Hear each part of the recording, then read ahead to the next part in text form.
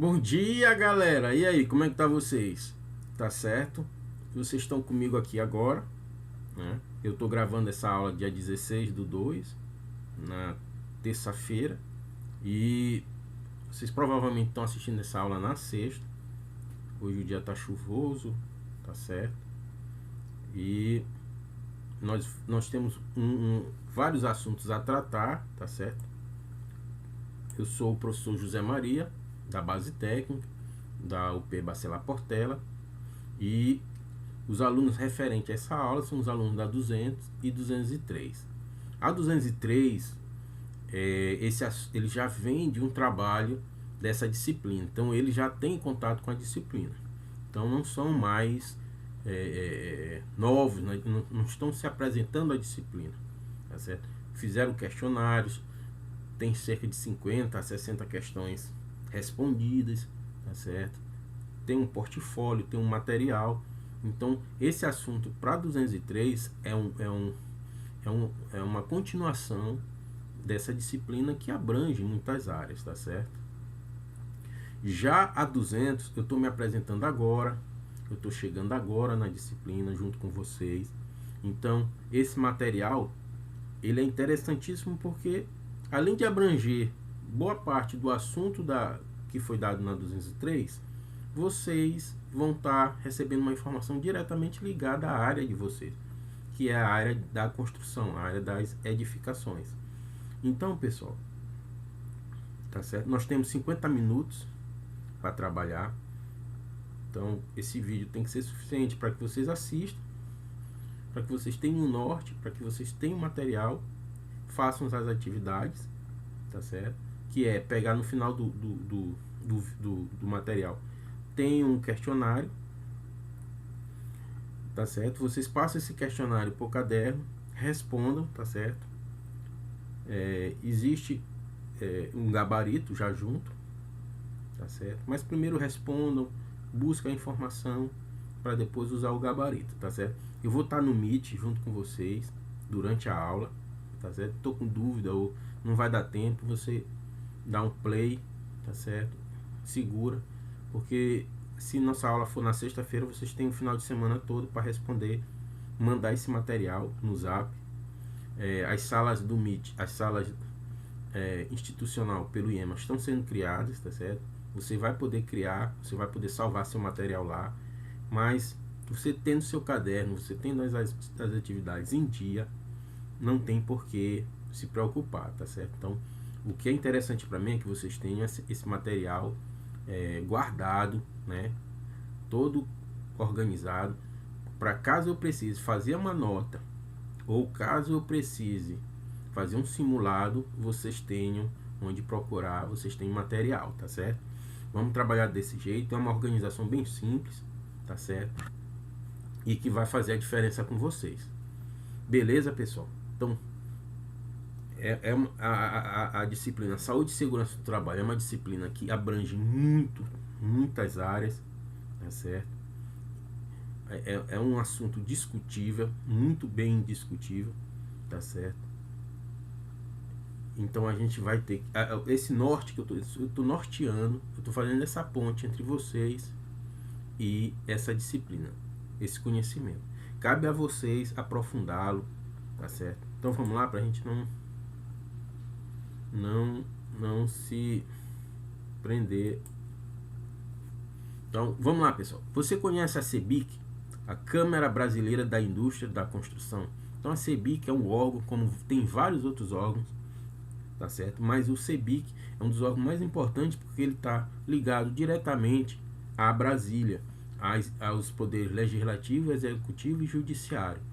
Então, todas as normas, todas as diretrizes, tá certo? Formalmente aprovadas, vão passar pela CBIC, tá certo?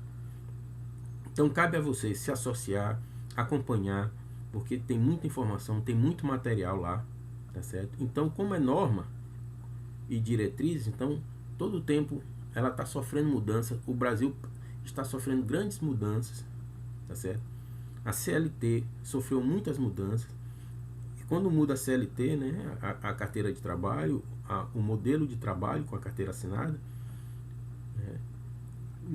tudo muda no mercado de trabalho, tá certo? Ou para o bem ou para o mal. Como vocês vão trabalhar com a segurança e saúde do trabalho, vocês precisam ter bagagem, precisam ter conhecimento sobre esse assunto. Então, nada melhor do que buscar essa informação na CEBIC.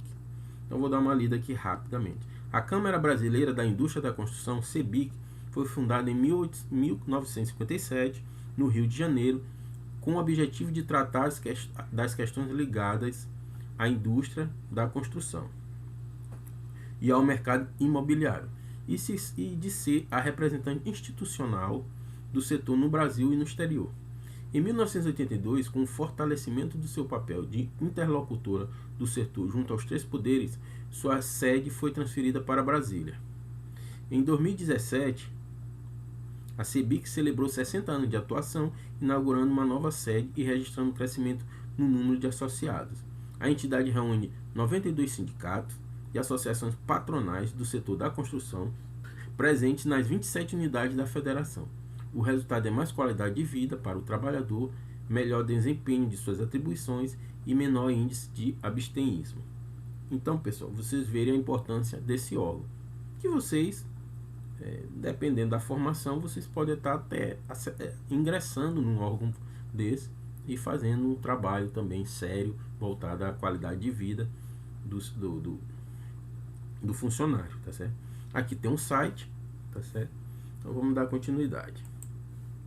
Então eu vou trabalhar, tá certo? Eu vou trabalhar com este livro aqui, com essa edição aqui, Saúde, Segurança e Saúde do Trabalho na Indústria da Construção Civil. Foi um livro que eu achei que tem uma quantidade muito grande de informações, bem mais acessíveis, bem mais fáceis de da gente conversar, tá certo? E com bastante complexidade, com bastante material para a gente se aprofundar. É claro que só esse não é suficiente, mas devido a ideia da formação de vocês, alguns alunos têm seu projeto de vida voltado a uma área, e então nós temos os alunos voltados ao projeto de vida voltado à área técnica. Então o que eu vou deixar para vocês? Material suficiente para que vocês possam estar norteando esse caminho de vocês, tá certo? Vamos ver alguns itens relacionados ao livro, né? Eu vou disponibilizar esse material para vocês, o livro, no grupo. Desculpa. Vamos lá. Então, quais são os capítulos? Capítulo 1, Segurança e Saúde do Trabalho na Indústria da Construção Civil. Nós temos a introdução, considerações gerais, programas, projetos, treinamentos, exames médicos, documentos, procedimentos relacionados à segurança e saúde do trabalho em canteiro de obra. Então, aqui você vai receber pelo menos o inicial da quantidade de programas, de projetos que você é obrigatório você utilizar na obra. Outras normas e recomendações, tá certo? No capítulo 2, práticas de responsabilidade social para a garantia de trabalho junto nas empresas construtoras.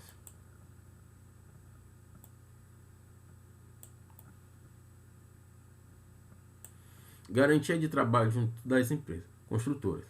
Introdução, o trabalho justo e saudável é um direito da pessoa humana. Então, o social hoje, ele faz parte da empresa, ele faz parte do canteiro de obra, coisa que não se via até pouco tempo atrás.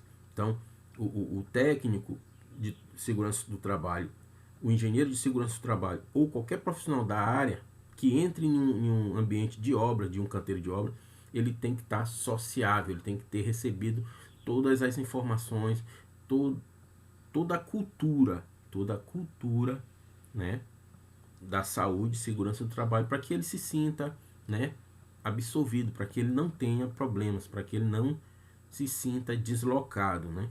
Então, a Vale, você tira isso pela Vale. Então, qualquer procedimento, qualquer tipo de situação que você não utilize, né, qualquer ferramenta de proteção, qualquer norma interna, você não utiliza, você é chamado, você recebe multa, a empresa é multada, tá certo? Então, como por exemplo, descer a escada, você desce a escada, é obrigatório segurar no corrimão, descer segurando o corrimão, tá certo? E do lado, sempre do lado direito. Então, se você descer a escada do lado esquerdo sem estar segurando o corrimão, você vai ser chamado e você vai receber uma multa, e a empresa que você trabalha também vai sofrer esse tipo de ação negativa, né? Então vamos lá, boas práticas socialmente responsáveis relacionadas à oferta de trabalho digno, que é outro problema da área de segurança do trabalho, que é o trabalho digno. É você receber pelo valor e ter toda a infraestrutura necessária para executar o trabalho. Equipamento de proteção coletiva, especificações técnicas e diretrizes de projeto. Então, nós temos os equipamentos de proteção individual, que pelo nome já diz, né? Bota, capacete, são utensílios ligados ao individual, e o coletivo, que, né, marcação de área, placas, sinalizações. Então, diretrizes que são utilizadas para que a gente possa ter uma proteção coletiva, tá certo? Guarda-corpo e etc. Então, plataforma, bandeja, tela fechadeira, fechamento provisório, então linha de vida, né? Que é o uso correto do cinto. Então, tudo isso a gente vê nesse capítulo. Instalações elétricas provisórias em canteiro de obra. Então, as instalações elétricas é uma das maiores causas de acidentes dentro de uma obra, de um canteiro de obra. Então, como é uma instalação provisória, ela tende a ter essa situação, tá certo? Então, o que vocês têm que fazer? Vocês têm que se resguardar, vocês têm que se precaver para que isso tudo, né, seja apenas uma parte da obra e não um problema, para que você tenha que você passe por momentos difíceis, já que você não teve essa preocupação em organizar, em estudar esse momento da sua obra, tá certo? Beleza, turma? Então vamos lá. Segurança o quinto capítulo, segurança no trabalho em obras de infraestrutura, aplicação de análise preliminar de risco na etapa de terraplanagem na construção de rodovias. Então mais um mecanismo, mais uma normativa que você pode usar para se precaver, para que você possa ter o preventivo, tá certo? Dentro da obra. Capítulo 6, ergonomia física na construção civil. Então, a ergonomia é outro tema que a gente não pode esquecer. Então, desde o físico, desde elevar, descarregar um material, a ergonomia está presente, né? Postura, tipo de trabalho que você vai desempenhar, então fazem parte da ergonomia. Doenças ocupacionais na construção civil. Então, as doenças ocupacionais são doenças relativas ao trabalho, né? Você passa 10 anos, 20 anos executando um mesmo trabalho, físico ou mental. Então, tudo isso é estudado. A gente vai dar uma olhada no 7º capítulo. Higiene e saúde ocupacional aplicada à construção civil. Então, nós vamos ver a parte da higiene, né? Essa higiene pode ser tanto mental quanto física. Então, a gente vai dar uma pincelada, vai dar uma passagem sobre esse assunto. Beleza, turma? Então, capítulo 9. Primeiro socorro na construção civil. Então, segurança em primeiro lugar, né? As complicações que pode ter, né? Depois de um acidente, depois de um incidente, né? Parada cardiorrespiratória, hemorragias, ferimentos, contusões, luxações, fraturas. Então, tudo isso você tem que ter uma ideia, porque a formalidade disso tudo vai ser documentações exigidas, documentações que tem que estar na obra, tem que estar na indústria, e essas documentações são preparadas pelo técnico de segurança do trabalho, com a ajuda dos profissionais, tá certo? Da obra ou da instalação, tá certo? Então, psicologia do trabalho e engenharia. Então, é outro ramo que também está se desenvolvendo. né? Professor, eu quero ser psicólogo. Eu preciso conhecer a área técnica. Meu amigo, se você tem uma formação técnica e é psicólogo, você com certeza tem um lugar reservado para você na indústria, na obra, porque hoje é parte primordial.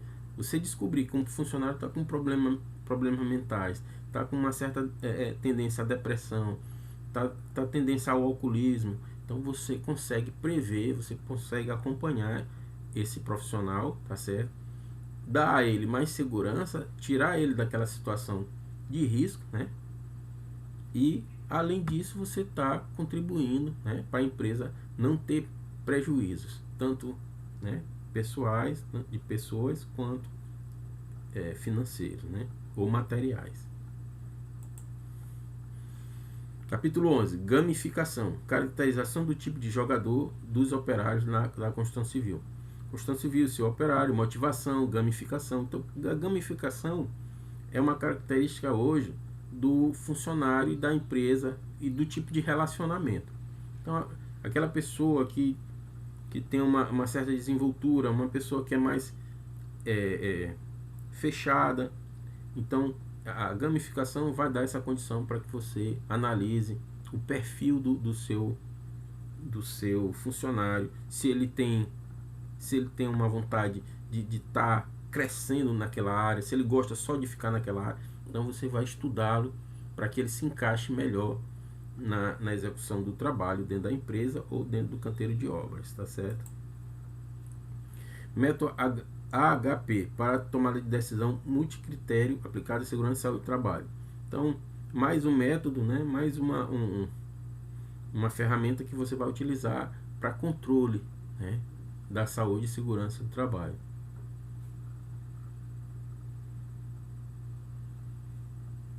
Tá certo, pessoal? Capítulo 14 e último capítulo, perspectivas de desenvolvimento relacionadas à segurança e saúde do trabalhador na construção civil. Tecnologia para visualização da engenharia, considerações finais. Então, é um tema bem abrangente. Esse livro é muito legal, tá certo? Porque trata de assuntos corriqueiros, atuais, e vai servir como base para que vocês continuem a formação de vocês, tá certo? O que vamos usar como ferramentas nesse nosso curso? Esse livro que vai ser disponibilizado para vocês no Zap, tá certo? E na nossa sala de aula, Classroom, no Google Classroom. O questionário, o caderno de vocês, que vai servir para que vocês façam as questões. E o Google Classroom, que é o Google Sala de Aula, onde nós vamos ter a reunião desse material e as fotos das atividades, tá certo? Sendo que o caderno de vocês é prioridade. Então, se meu Zap deu um problema, o Zap de vocês, o Google Classroom não está funcionando, eu vou pedir, olha, Amanda, a Fernanda, Joana, Pedro, Paulo, João, manda esse material que está no caderno de vocês, a atividade 5, atividade 1, atividade 2, tá certo? Então vamos lá, pessoal. Então, capítulo 1, nós vamos começar pelo capítulo 1, segurança e saúde do trabalho na indústria da construção civil. A construção de edificações, desde casas térreas a edifícios de múltiplos pavimentos e galpões industriais de estradas, túneis, pontes, barragens hidrelétricas, eclusas, aeroportos, estações ferroviárias e rede de distribuição de energia são alguns dos exemplos dessas alterações do ambiente feitas pela indústria da construção civil, com foco no atendimento às necessidades humanas. A indústria da construção civil apresenta uma série de características e fatores que influenciam na ocorrência de acidentes, dentre os quais destacam-se. Então você vê aqui, ele fez só uma pequena amostra da grandiosidade, né, da complexidade da indústria da construção civil, né?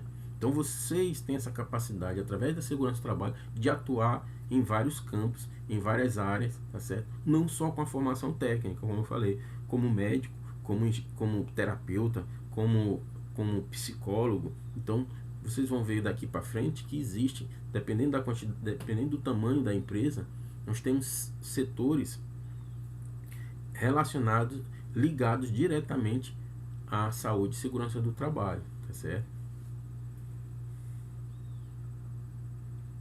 Então, na indústria da construção civil, quais são as ocorrências mais corriqueiras, mais fáceis de destacar como erros, como acidentes e incidentes? A comum não participação do executor na etapa do projeto da edificação, com o fim de identificar soluções projetuais que permitam maior segurança na execução. A indústria da construção civil apresenta uma série de características e fatores que influenciam na ocorrência de acidentes, dentre os quais destacam-se. Então, o que acontece?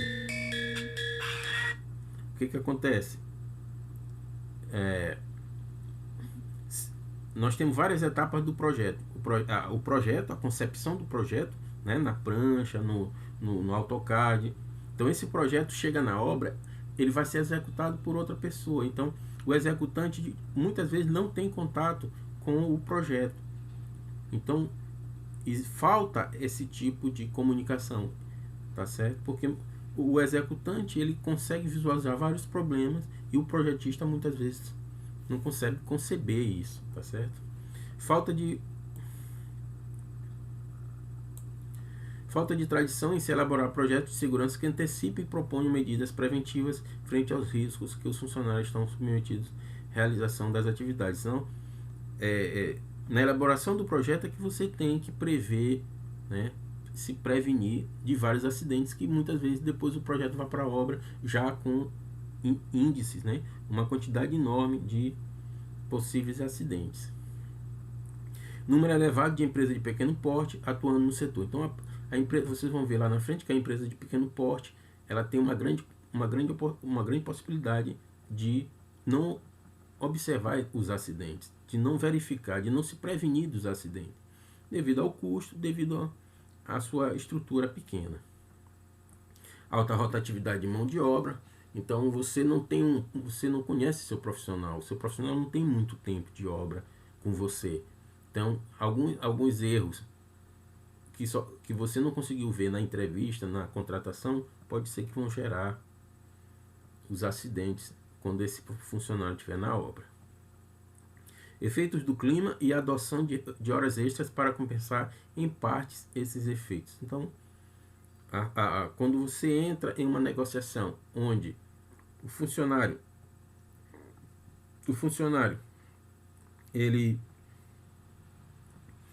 você negociou e você negociou hora extra, plano de saúde, você vê que ele está muito enxuto, o erro, a possibilidade de acontecer um acidente é muito grande, porque ele vai trabalhar mais, ele vai estar mais exposto, e ele pensa muito mais na execução do trabalho do que em se prevenir, em cuidar da sua segurança. Desconsideração de custos com segurança e saúde do trabalho nos orçamentos de empreendimento. Então, muitas vezes, na etapa de executar a planilha da obra, no projeto da obra, a segurança muitas vezes é negligenciada, tá certo? Não vou botar esse valor, não vou querer, por que eu vou botar 20 horas de técnico de segurança do trabalho, eu vou botar 5 horas. Então, você deixou a obra desguarnecida 15 horas, né? Você só tem, durante aquele momento de execução, você só tem 5 horas da presença do técnico de segurança do trabalho. Certo, turma?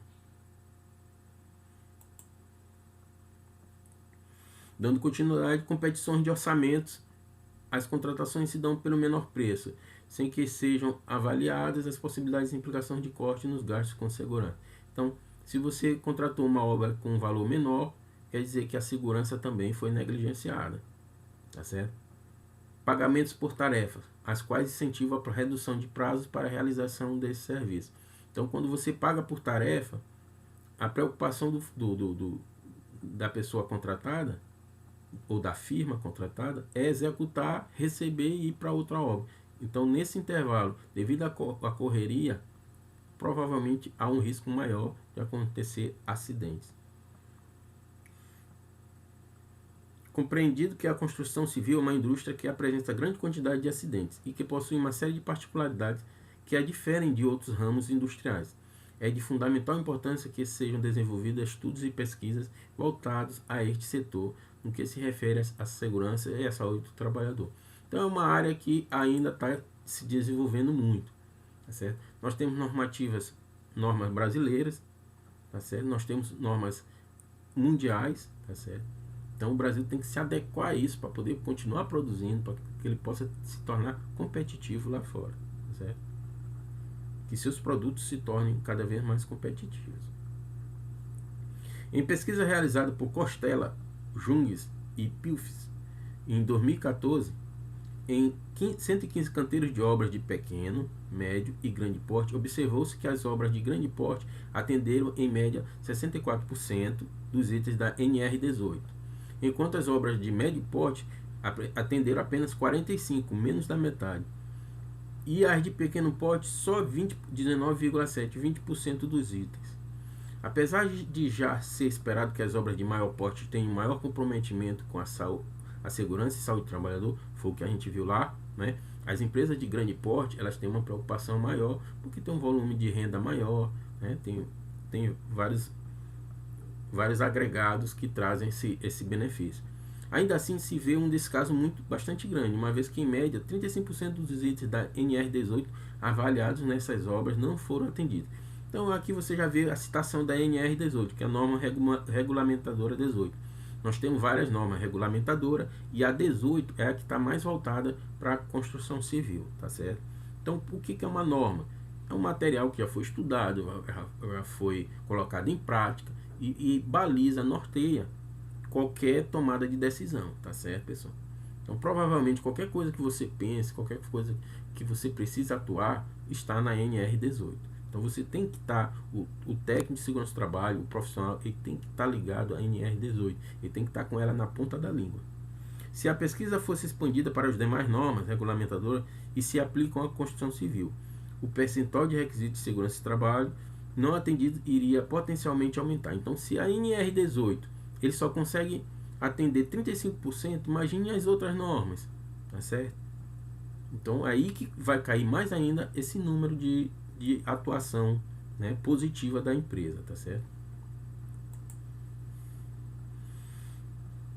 Então, 1.2. Considerações gerais sobre os cuidados com segurança e saúde do trabalhador em canteiro de obras. Como eu falei, dentre as NRs, aquela que se destina exclusivamente à indústria da construção civil é a NR18, de 2018. Então, já tem uma busquem sempre a atualização das normas. E, portanto, é de fundamental importância que sejam conhecidas todas as particularidades trazidas nela. No entanto, além dessa, o profissional responsável pela segurança do trabalho em canteiro, seja ele o engenheiro civil residente da obra, arquiteto, engenheiro de produção, técnico em edificações, técnico de segurança do trabalho ou engenheiro de segurança do trabalho, deverá conhecer a NR 1, 3, 4, 5, 6, 7, 9, 12, a 18, 23, 33 e 35. Então, são essas NR que estão diretamente ligadas à construção civil. E a NR18 é o carro-chefe, é a principal, tá certo, pessoal? Então, já busque na internet, no Google, tá com essa norma para que vocês possam estar discutindo procedimentos, conhecimentos, tá certo? Então, programas, projetos, treinamentos e exames médicos, documentos e procedimentos relacionados à segurança e à saúde do trabalho em canteiro de obra. Importa destacar que o atendimento a todos esses requisitos é obrigatório para qualquer empresa que possua funcionários regidos pela CLT, então que é a carteira de trabalho assinada. Então, para que você receba toda essa infraestrutura que a NR tem, você precisa trabalhar com a carteira assinada, tá certo? Para que você possa discutir procedimentos, tá certo? Direitos e etc. Então, para o governo, para os órgãos, Ministério do Trabalho, todos os órgãos federais, municipais, que estão ligados à segurança do trabalho, a carteira de trabalho assinada é a garantia de que o empregado a empresa tem condições de dar ao funcionário toda essa infraestrutura que a segurança do trabalho oferece.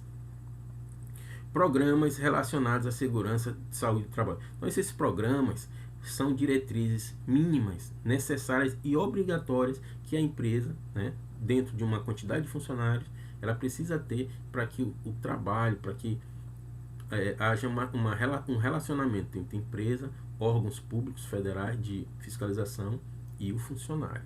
Beleza, pessoal? Vamos lá.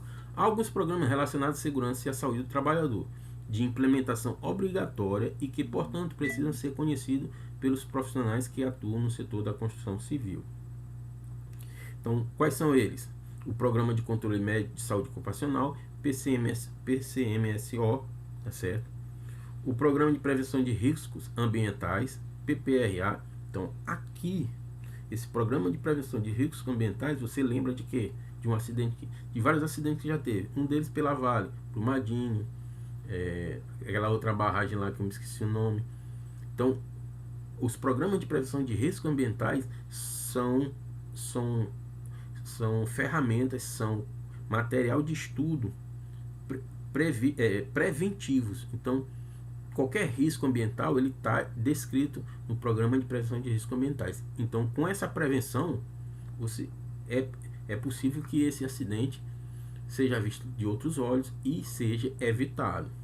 Se ocorreu, porque ocorreu, é um material de estudo, tá certo? E outro programa é o Programa de Condições e Meio Ambiente de Trabalho na Indústria da Construção, PCMAT. Tá certo? Então são programas que são necessários, são obrigatórios e que fazem parte de uma empresa, de um relacionamento da empresa, funcionário e os órgãos de fiscalização.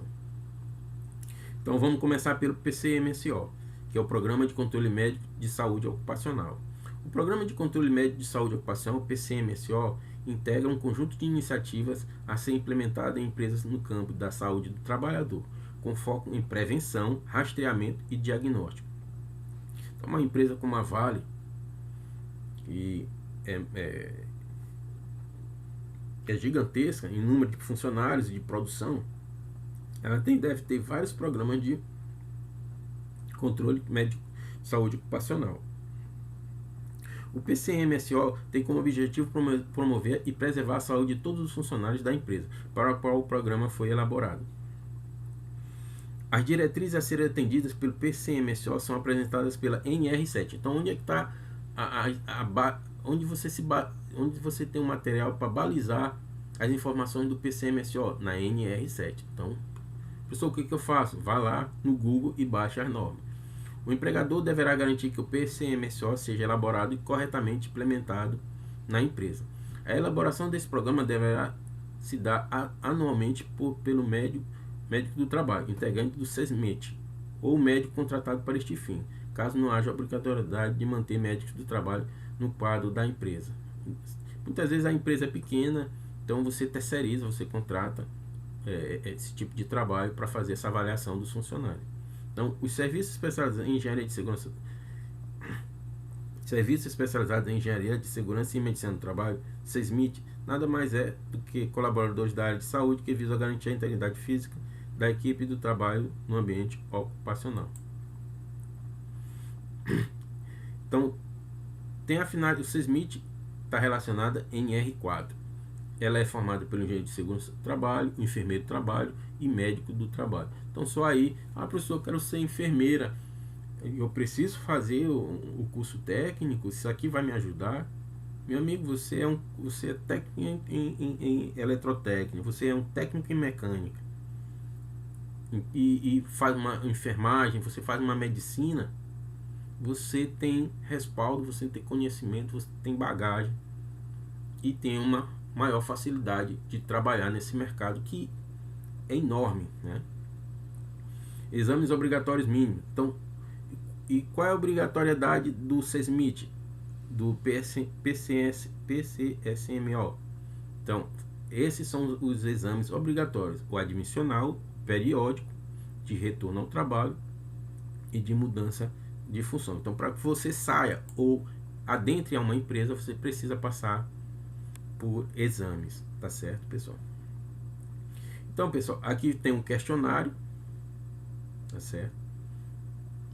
Aqui tem o o questionário, as perguntas são relacionadas ao nosso texto. Vocês também vão ter acesso a esse texto, eu vou entregar para vocês via WhatsApp ou via Google Classroom, tá certo? Já tem aqui o gabarito, são 4 questões, tá certo? Aqui eu vou deixar como um presente para vocês as dicas para um estudo eficaz, tá certo? Autoexplicação. Na prática, trata-se de ler o conteúdo e explicá-lo com suas próprias palavras para você mesmo.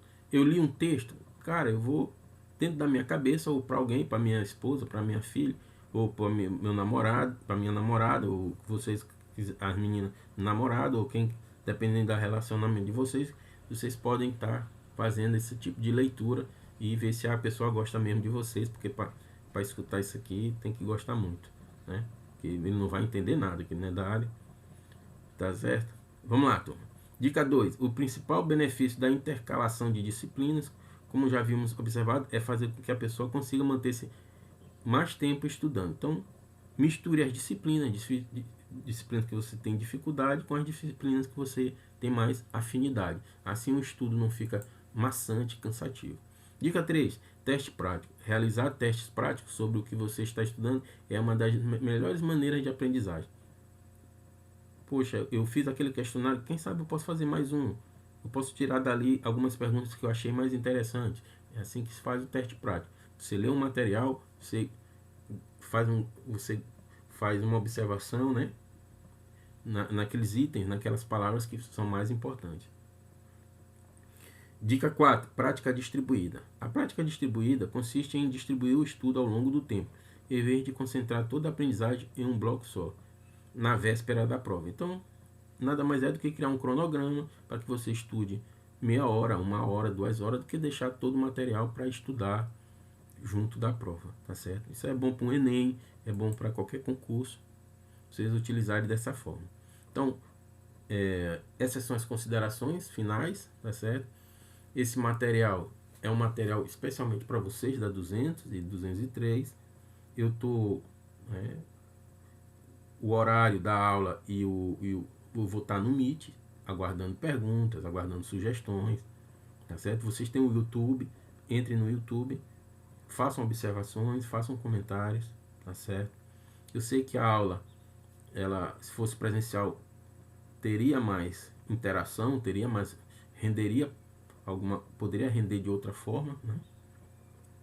Mas vocês estão em casa, vocês têm outros benefícios de estar em casa. Existe benefício de estar em casa, tá certo? Você tem flexibilidade, você pode voltar quantas vezes quiser os vídeos para assistir, tá certo? Claro que a dúvida, você pode ligar para mim, passa um WhatsApp ou no e-mail institucional, você pode estar aí, a gente pode estar conversando, tá certo, turma? Eu agradeço vocês. Estudem, use o protagonismo, use essa capacidade que vocês têm de estar à frente. Vocês escolheram um curso técnico, então quando se escolhe um curso técnico é porque a princípio vocês têm aptidões que outras pessoas não têm, tá certo? Então hoje o mercado, o social, né, da obra, do canteiro de obra, está muito mais aberto, né? Nós temos mulheres atuando como técnicas, como engenheiras, como donas da obra, tá certo? Então, hoje está mais humanizada a obra, tá certo? Então, nós vamos continuar conversando. Esse é o primeiro material de uma série de vários que vou estar mandando para vocês, tá bom? Eu agradeço a presença de todos, estou muito feliz por estar dando esse material. E eu sei que é uma semente que vocês podem estar germinando, tá certo? Um abração, fique com Deus, tá certo? Mantenha o equilíbrio mental, o equilíbrio familiar, o equilíbrio social de vocês, tá certo? Mesmo que a gente esteja numa pandemia, o técnico ele tem que ter essa centralidade, essa capacidade de raciocínio. Pode estar acontecendo o que for, você tem que você tem que ter a capacidade preventiva, né, de saber que já está tudo ali, né, descrito, você já pensou, então agora é fazer a atuação, tá certo? Um abração. Beijão a todos.